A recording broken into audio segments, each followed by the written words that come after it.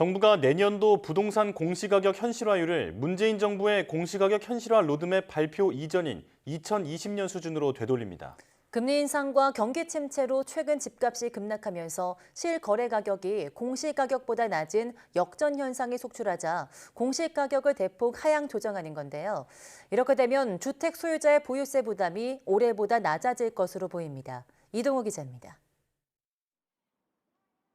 최근 집값이 가파르게 떨어지고 있는 서울 잠실 주공5단지. 전용 면적 76제곱미터가 19억 850만 원에 팔렸는데 이는 공시가격 19억 3,700만 원보다 3천만 원가량 낮은 것입니다. 이처럼 실거래 가격이 공시가격보다 낮은 역전 현상이 속출하자 정부가 공시가격을 2020년 수준으로 하향 조정하기로 했습니다. 공시가격 현실화율이 과도하게 높아지며 보유세 부담이 가중돼 조세 저항까지 우려된다는 판단에 따른 것입니다. 공시가격이 실거래가보다 높은 역전 문제가 생겨났습니다.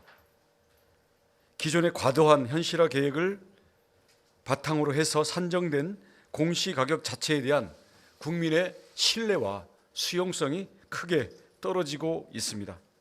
이에 따라 아파트는 69%, 단독주택은 53.6%, 토지는 65.5%로 모두 기존 계획보다 공시가격 현실화율을 대폭 낮춥니다. 특히 공동주택의 경우 9억 원 이상 주택에서 현실화율이 더 크게 하향 조정되면서 수혜를 입을 것으로 보입니다. 9억 원 이상 주택은 지난 정부가 현실화가 미흡한 고가주택으로 분류해 최근 2년간 공시가격이 급격하게 올랐습니다.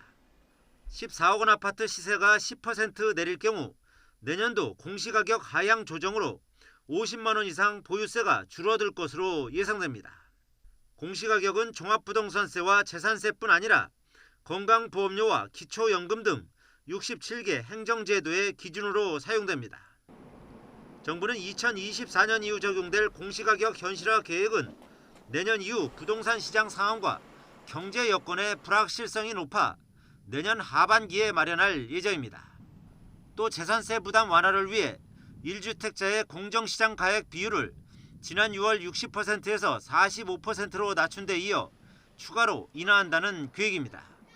정부는 또 1주택자의 기본 공제 금액을 11억 원에서 12억 원으로 올리는 등의 종부세 개편안이 시행되면 종부세 납부 인원이 2020년 수준으로 환원될 것이라며 개정안의 국회 통과를 위해 노력하겠다고 밝혔습니다.